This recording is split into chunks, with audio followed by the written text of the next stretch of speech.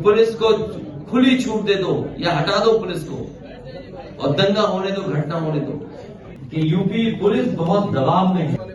देखिए, supreme court या जनता की अदालत जब तक बीजेपी को नहीं हटाएगी तब तक न्याय नहीं मिलेगा। सोचिए, जितनी सरकार चल गई है अब तो उतना समय भी नहीं बचा इनके पास। यूपी के बहराइच में हुई हिंसा पर राजनीति तेज हो गई है। सपा अध्यक्ष अखिलेश यादव ने मंगलवार को कहा कि बहराइच में दंगा भाजपा ने कराया है। भाजपा विधायक ने खुद अपनी पार्टी के नेताओं पर दंगा कराने, षड्यंत्र रचने का आरोप लगाते हुए एफआईआर दर्ज कराई है। एक वीडियो वायरल हो रहा है जिसमें स्पष्ट है कि दंगा साजिश का नतीजा है।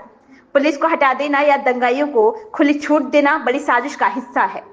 अखिलेश यादव ने कहा कि हिटलर भी इसी तरह से काम करता था, अपनी पार्टी के कार्यकर्ताओं को सैनिक बनाकर आगे कर देता था। जिस तरीके से सामाजिक और राजनीतिक रूप से भारतीय जनता पार्टी ने धोखा दिया है, हर समाज के लोग ये समझ गए हैं कि भारतीय जनता पार्टी पीडीए परिवार की दुश्मन है। और ये चुनाव में भी हम लोगों को देखने को मिल गया। बीएलओ को हटाना, अधिकारियों का हटाना, पुलिस सिपाहियों के नाम पता जानकारी करना, फिर जात के आधार पर हटाना, जात के आधार पर निर्देश देना और फिर अपने अधिकारियों की गुपचुप बैठक करना। और बड़े बड़े अधिकारी जो लखनऊ में बैठते हैं उन्होंने बाकायदा बैठक करके रणनीति बनाई है कि भारतीय जनता पार्टी को कैसे जिताएं, समाजवादियों को कैसे हराएं। लेकिन पीडीए परिवार के लोग सब एकजुट हो गए हैं। इस बार कितना भी ये साजिश कर लें, षड्यंत्र कर लें, कितनी भी रणनीति बना लें, लेकिन ये कामयाब नहीं होंगे। सुनने में यहां तक आ रहा है कि जिलाधिकारी वो भारतीय जनता पार्टी के जिला अध्यक्ष बन गए हैं। अभी अंबेडकर नगर से सुनने में आ रहा है और वहां के हमारे कार्यकर्ता नेताओं ने भी बताया और प्रेस के जिम्मेदार लोगों ने भी बताया कि यहाँ के जिलाधिकारी जिला अध्यक्ष भारतीय जनता पार्टी बन गए हैं और प्रधानों को ढूंढ रहे हैं, कोटेदारों को ढूंढ रहे हैं, उनको डरा धमका रहे हैं, जबकि अभी नॉमिनेशन नहीं हुआ है। उसके बाद जिलाधिकारी ये कर रहे हैं। क्या ये आईएएस अकेडमी में ये सिखाया जाता है? क्या ये आईएएस लोग इसीलिए ट्रेन होके गए हैं? इन अधिकारियों की तस्वीर लगा करके हम लोग कहेंगे कि भारतीय जनता पार्टी के अधिकारी बन गए। अधिकारी नहीं है, ये वहां के संगठन के पदाधिकारी बन गए। और फिर आज एक वीडियो वायरल हो रहा है। जो बात मैंने पहले कही थी और फिर मैं दोहराता हूं, उत्तर प्रदेश में दंगा कराने का काम बहराइच में अगर किसी ने किया तो भारतीय जनता पार्टी के नेता उसमें शामिल थे। उनके विधायक अपनी ही पार्टी के कार्यकर्ताओं पे एफआईआर दर्ज करा रहे हैं और क्या उसमें धाराएं लगवा रहे हैं कि इन्होंने षड्यंत्र किया और दंगा करवाया है। और जो एक वीडियो वायरल हो रहा है जिसमें मैं बधाई देना चाहता हूं पत्रकार को कि उसने हिम्मत जुटा करके कम से कम वो छिपे हुए वीडियो से जानकारी हासिल कर ली कि पुलिस प्रशासन था ही नहीं घंटों और उन्हें खुली छूट दी गई थी। इसी तरीके से हिटलर काम करता था। हिटलर अपने ट्रूपर्स को आगे कर देता था, अपने पार्टी के कार्यकर्ताओं को पुलिस की वर्दी पैदा करके आगे कर देता था। हिटलर के जमाने में यह होता था कि पुलिस को खुली छूट दे दो या हटा दो पुलिस को और दंगा होने दो, घटना होने दो। और ये इसलिए कराया गया है क्योंकि बीजेपी के लोग घबरा गए हैं। महंगाई का उनके पास कोई जवाब नहीं है, बेरोजगारी का उनके पास खत्म होने कोई जवाब नहीं है। आरक्षण ये छीन रहे हैं, संविधान के तहत और जो व्यवस्था है उसको नहीं लागू होने देना चाहते हैं। निवेश के नाम पर ये इनका पर्दाफाश हो गया है, इनकी पोल खुल गई है। इन्होंने इतने साल नहीं लगाया, अब उतने दिन भी नहीं रहेंगे इस सरकार में। सोचिए, जितनी सरकार चल गई है अब तो उतना समय भी नहीं बचा इनके पास। अगर इन्होंने कुछ काम किया होता या निवेश लाए होते तो वो दिखता जमीन पर। बिजली महंगी, किसान को खाद नहीं मिल रही, किसी भी फसल की खरीद के लिए कोई तैयारी नहीं। अभी भी सड़कों पे जानवर हैं और पिछड़े दलित और जो गरीब लोग हैं उन समाज के साथ न जाने क्या क्या हो रहा है। घटनाएं दिन प्रतिदिन सुनने को मिल रही हैं। बेटियों के साथ अन्याय हो रहा है और बेटियों के साथ साथ इतना कानून व्यवस्था जीरो हो गई है कि बताइए पुलिस के साथ ही घटना हो जा रही है।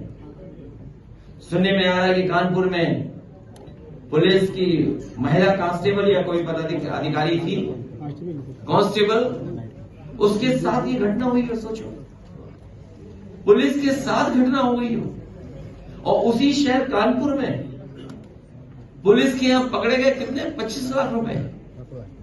और याद कीजिए, पहले चांदी पकड़ी गई थी, आज पैसे पकड़े गए।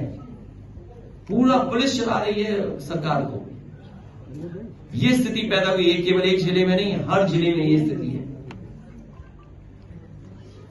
मैं आपसे कहूंगा कि वो वीडियो जरूर दिखाएं, सब देखें। थाने के लोग जो है उसकी बात नहीं सुन रहे थे सर, लगातार मैं ये वीडियो दिखा रहा हूं पहले कि किस तरीके से दंगे की साजिश की वीडियो चलाएं। और सोचिए, यूपी के पूर्व डीजीपी साहब क्या कह रहे हैं। इस सरकार बनने के बाद सबसे पहले वो डीजीपी बने थे।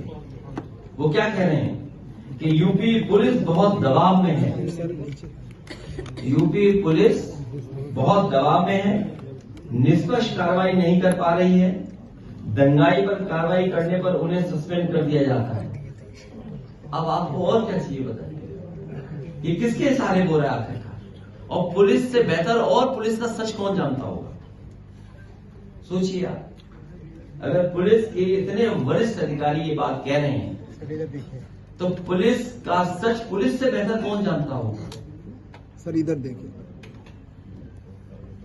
और भाजपाइयों ने तो लगता है पुलिस के हथकड़ी लगा दी।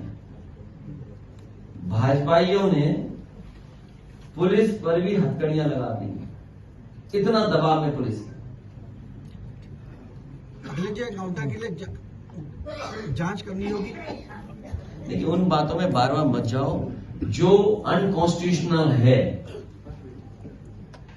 जो नियम के विरुद्ध है। जहां हत्या हुई है वहां वो जांच का विषय बनता है। सर, इसी पर अब नई एडवाइजरी आज जारी हुई है, पुलिस विभाग ने जारी की है कि जहां जहां भी एनकाउंटर्स होंगे वहां पर वीडियोग्राफी होगी, डॉक्टर्स के पैनल चेक करेंगे, वहां पर जाके फॉरेंसिक टीम जाएगी। इसको किस तरीके से देखते हैं? ये सब किसके अधिकारी होंगे जब बीजेपी की नियति साफ नहीं है। आप न्याय कैसे दोगे। आपको डीजीपी का स्टेटमेंट नहीं सुनाई दे रहा कि पुलिस दबाव में है, तो डॉक्टर दबाव में नहीं होंगे। और आप जानते हो कैमरा क्या दिखाता है, भीड़ है ही नहीं, हाथ में तो रिवॉल्वर। ये नया जमाना है।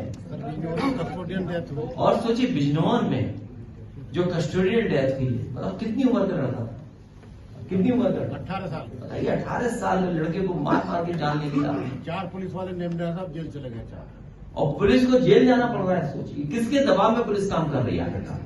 आप 18 साल के नौजवान की इतनी पिटाई कर रहे हैं कि उसकी जान चली जा रही है। और ये कस्टोडियल डेथ एक जगह नहीं हो रही है, पूरे उत्तर प्रदेश को इन्होंने कस्टोडियल डेथ में नंबर 1 बना दिया है। कस्टोडियल डेथ में नंबर 1 है, फेक इनकाउंटर में नंबर 1 है। और देखिए क्या है, कानून क्या कहता है, इनका संविधान क्या कहता है। अगर आपने एक यादव का इनकाउंटर कर दिया, एनकाउंटर में हत्या कर दिया आपने, तो उसको बैलेंस करने के लिए हमें छतरी भी मारना पड़ेगा। बताइए कहां का कानून है। आपने एक यादव की हत्या कर दी, अब आपको बैलेंस करना है, समाज में दिखाना है कि निष्पक्ष है, तो आपने एक छतरी की भी हत्या कर दी। और उसके पिताजी घर वालों से कहा कि नहीं, ये तो विपक्ष की वजह से हत्या हुई है। सोचिए आप। अम्बेडकर नगर के सांसद लालजी वर्मा कह रहे हैं कि वहां मुस्लिम प्रधानों को बुला के धमकाया जा रहा है। मैंने आपसे कहा कि अम्बेडकर नगर के जिलाधिकारी भारतीय जनता पार्टी के जिलाध्यक्ष बन गए हैं। सोचिए, आईएएस को क्या ट्रेनिंग दी गई होगी, क्या मसूरी से ट्रेनिंग पाकर के आए होंगे। ये मसूरी से ट्रेनिंग हुई है कि बीजेपी वालों ने ट्रेनिंग दे दी है। और इसके लिए तो तैयार रहना पड़ेगा समाजवादियों को कि अधिकारी इसी तरह का रोल प्ले करेंगे। और सुनने में आ रहा है कि कानपुर में हमारे प्रत्याशियों को गलत फॉर्म दे दिया कि आप फॉर्म गलत भरिए, जिससे आपका पर्चा कैंसिल हो जाए। सोचिए, अधिकारी ये काम कर रहे हैं। वहां पर जो फॉर्म मिला, वो गलत फॉर्म दे दिया। हम उसकी शिकायत इलेक्शन कमीशन को करने जा रहे हैं कि बताओ अधिकारी ही गलत फॉर्म दे रहे हैं, जिससे जब फॉर्म भर जाए तो फिर अपने आप पर्चा कैंसिल हो जाएगा, चुनाव होगा ही नहीं वहां पर। सर IAS IPS जो है रिटायर होने के बाद बीजेपी के दामन थाम लेते हैं। ये अभी थाम रहे हैं बचने के लिए, बाद में न जाने क्या होगा इनके साथ। सर बहराइच में बुलडोजर की कार्रवाई पर सुप्रीम कोर्ट ने कहा है फ्रीज हो गया, क्या फ्रीज हुआ है? अकाउंट बंद कर दिया गया, अकाउंट बंद कर दिया गया मंगेश यादव के पिताजी का। देखिए मंगेश यादव की तो हत्या की गई है, घर से ले गए और मार दिया आपने। इसी तरह अमेठी में जो मारा गया वो भी घर से लेकर के मारा गया।